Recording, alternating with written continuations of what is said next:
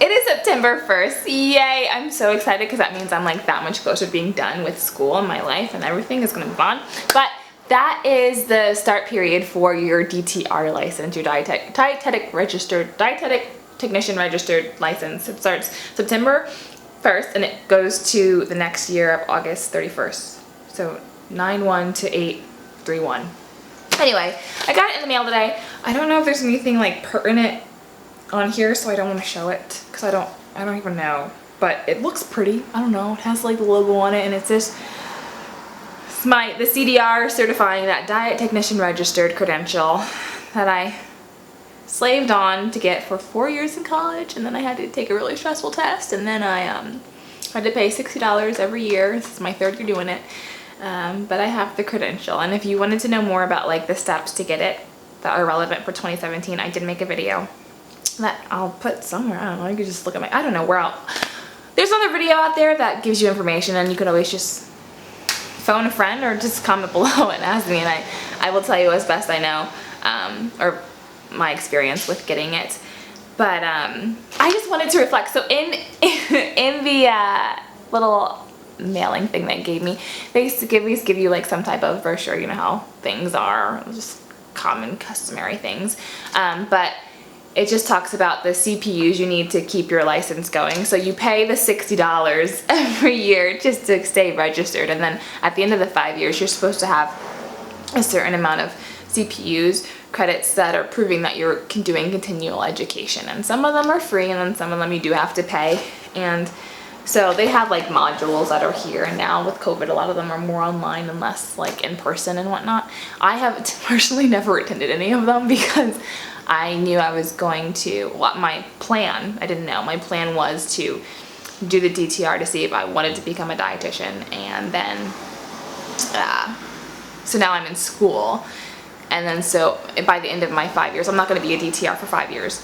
I'm going to be a DTR for 3.5 years before I can sit for the RD exam. So I haven't tried any CPUs. I did make the website thing, or there's a whole thing and I don't want to get into it. But point being, CPUs, this is what this is for. But what was really fun is there's this little map thing here that kind of gives you everything you could do as a DTR, which, I mean, they always make it super extensive, and there's always things like you want to do, like wellness and universities. I really wanted to do a school, but you had to have your master's degree, and I didn't have my master's degree, I only had my BS. Just a bunch of BS, that's all I had. But I did work in a couple of these little boxes, and it was fun just to sit and reflect and think about my first job as a DTR. I checked off this little acute outpatient and extended healthcare. I worked in a nursing home underneath the dietitian there, and it's my first job, my first big girl job out of school, out of undergrad, and it was really cool. I was really learning a lot. Unfortunately, it did not last that long due to budget cuts for the nursing home. The nursing home was kind of going downhill. But anyway, it got me in the door. I was able to get that job before I even had my license. I was eligible, and they hired me with that. And then 3 weeks after I got hired, I started on the 1st, and I got my license on the 22nd of October. I think it was the 22nd of October. It was like the 20th or 22nd. So it was super stressful. Like, I was like trying to learn how to be a big adult person and work and utilizing everything I was learning, and then I had to go home and like study for this test that I needed to pass so that I could keep my job, and I was like, oh, and I like fainted at work and all this really fun stuff. So that was a fun part of my life. And then because of budget cuts, they kind of demoted me there, and this allowed me to get another box. So I went from diet technician registered to a food service director. So okay, typo or speako, whatever you call it. I was not a food service director. I wish. If I was a food service director, I probably still would be a food service director because they make so much money. But money makes the world go round, apparently. Money's not the, yeah, money, whatever. Money is the root of all evil. But food service, I was a dietary supervisor. So the food service director was my boss, and then there was like three dietary supervisor positions, and then underneath me was the food service directors, and those were people who like did tray lines and stuff, and I was just supposed to manage them, make sure they came in on time and that the meals were done, and it was just a lot of responsibility for something that I didn't really like, wasn't passionate about. But so, yeah, acute outpatient. Then I went to another yellow one, food service systems. And then I got a job at WIC, and I was there the longest. It was like a year and a half.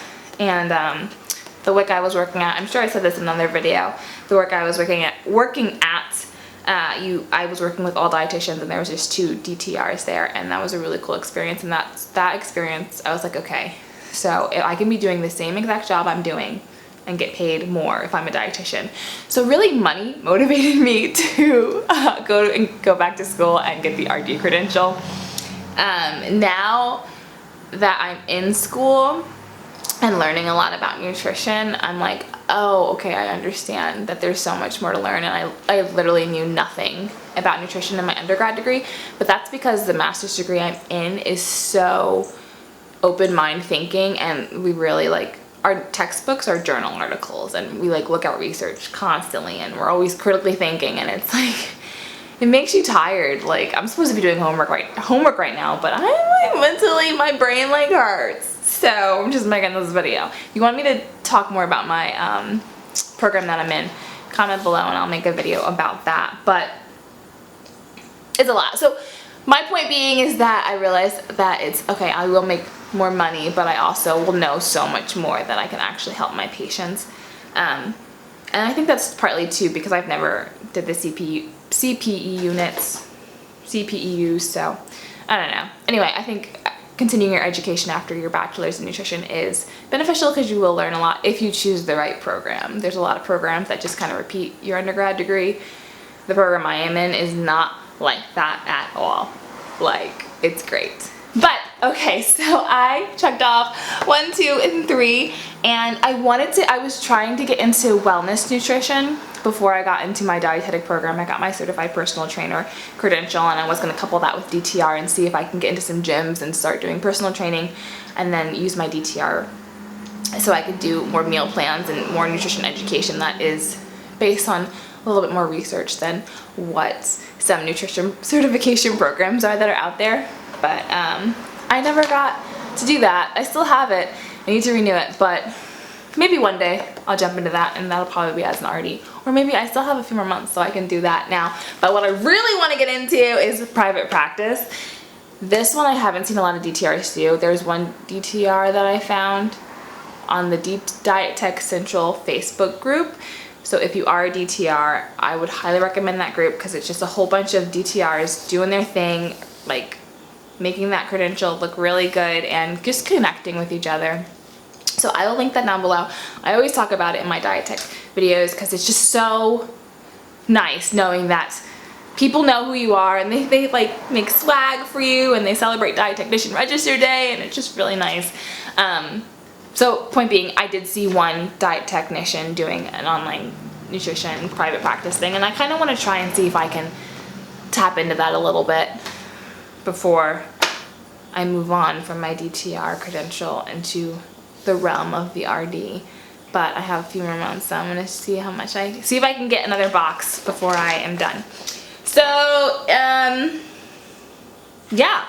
If you have any questions about the DTR, what's it like being a DTR, if it's recognized in the field as much, or my experience, just my experience, because I don't know anything about outside of that besides my own experience, let me know, ask any questions. I'm happy to answer them. It's a really good study break to like get off and be like, oh, I know something, I'm not learning something. It's nice. So yeah, that's all.